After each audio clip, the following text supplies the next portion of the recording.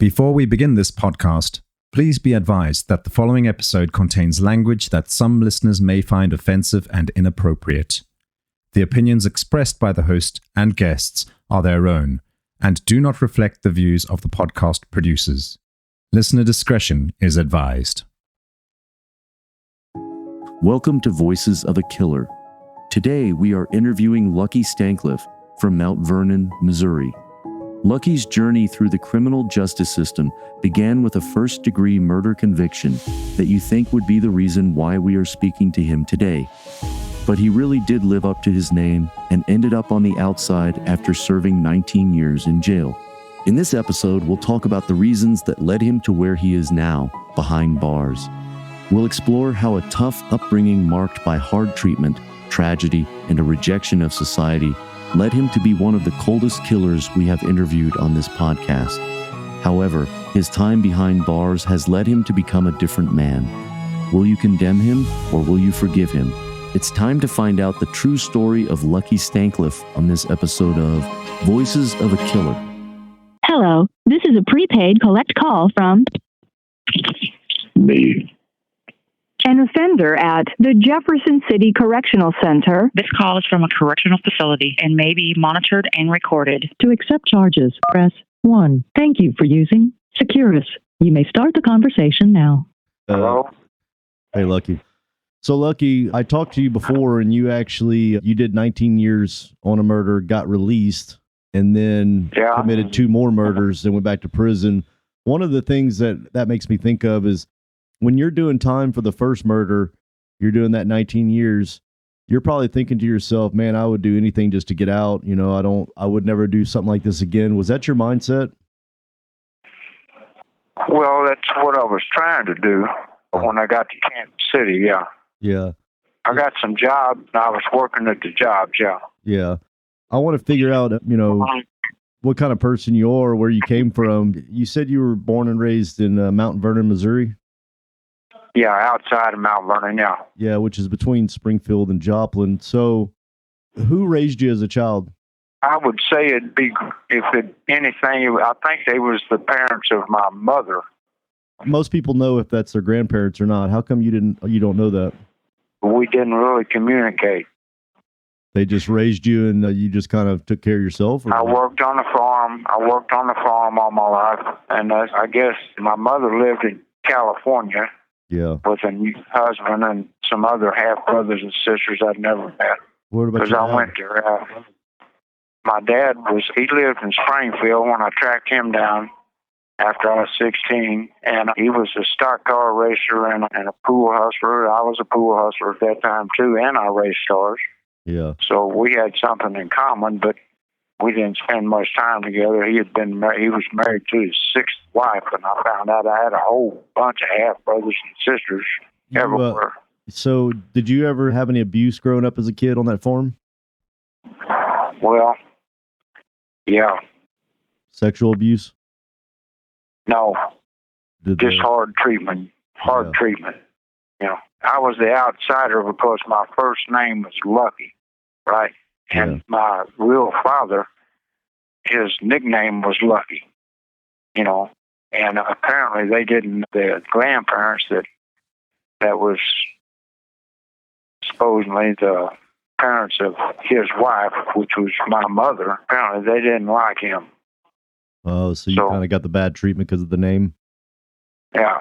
Did you finish high school? Did I finish high school? Yeah. No. I quit in my senior year.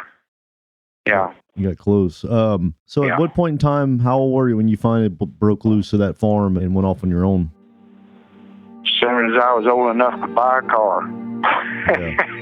Yeah.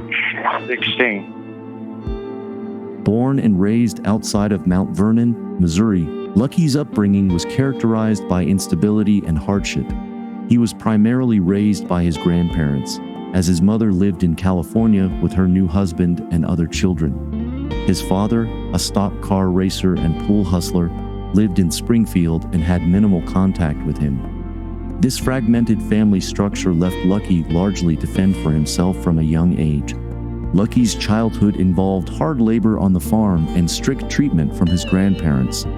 Although he was not subjected to severe abuse, the harsh conditions and lack of emotional support made his upbringing difficult. His first name, Lucky, which he inherited from his father, added to his feelings of being an outsider, as it carried a negative connotation within his grandparents' household.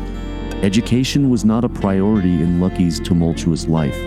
He dropped out of high school in his senior year, eager to escape the oppressive environment of the farm. The moment he was able to buy a car at 16, he seized the opportunity for independence, marking the beginning of a journey that would later lead him down a troubled path. Lucky's early years, filled with instability and a lack of nurturing relationships, set the stage for the complex and difficult life that lay ahead. His experiences growing up contributed significantly to the decisions he would later make, and before long, it would lead him down an incredibly dark road, one that he couldn't turn back from. We'll find out more about that after the break.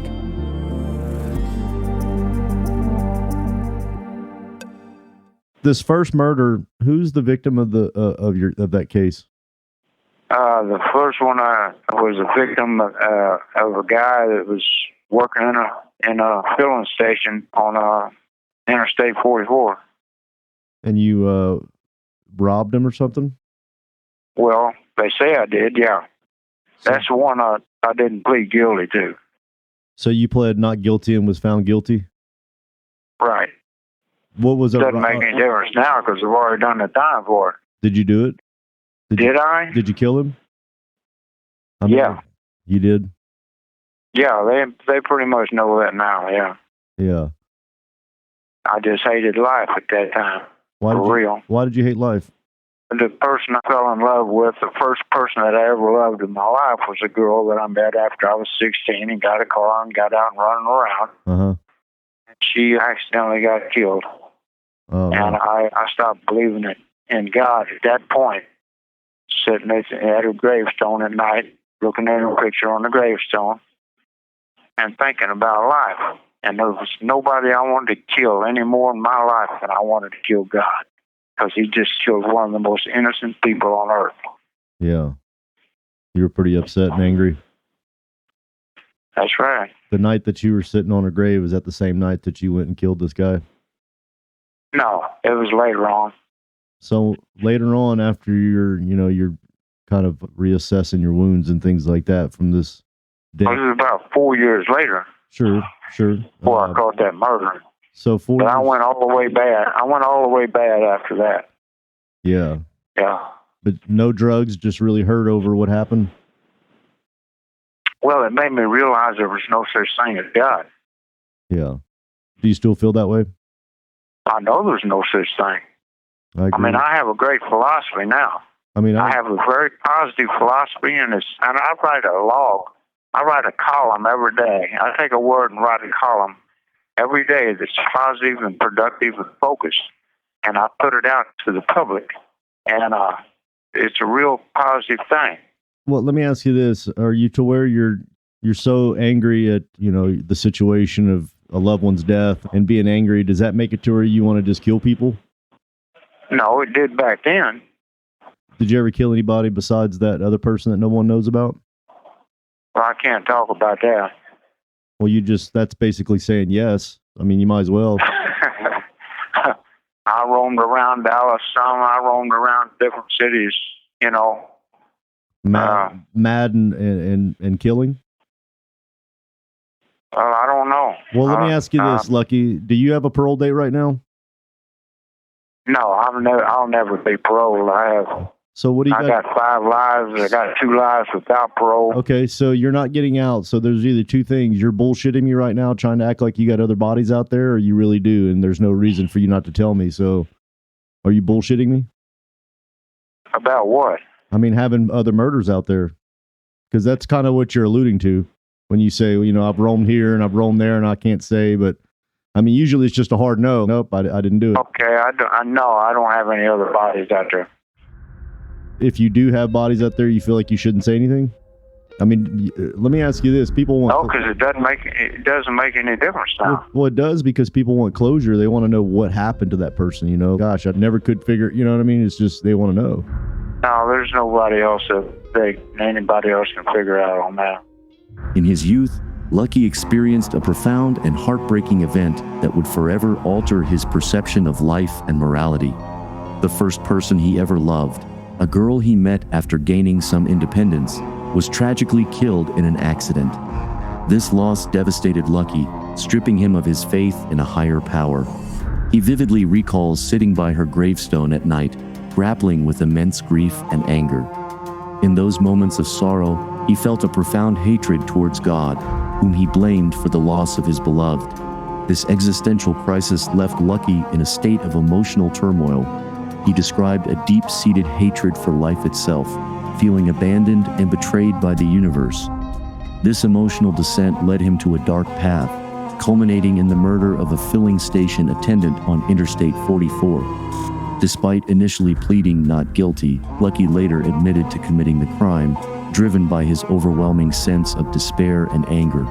It's not the first time one of the guests on this podcast has tried to make it seem like they are more prolific than they actually were. But with Lucky, I could tell that this was purely an attempt to get me lured into his story. However, let's make one thing clear. Lucky's story doesn't need any embellishing. The truth of it is just as chilling as any other true crime thriller. We'll find out just how chilling it really is on the next episode of Voices of a Killer.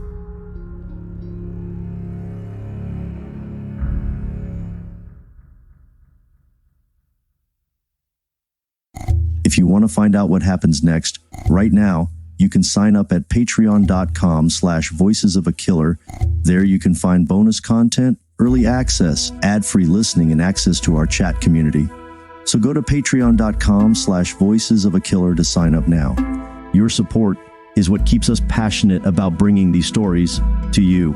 That's a wrap on this episode of Voices of a Killer.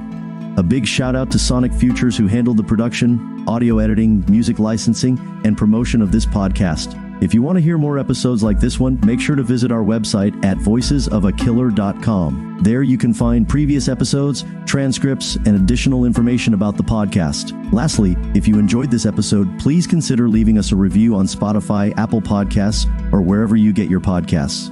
Your feedback helps us improve and reach new listeners. Thank you for your support, and we can't wait to share more stories with you in the future. Thank you for tuning in. I'm your host, Toby, and we'll see you next time on Voices of a Killer.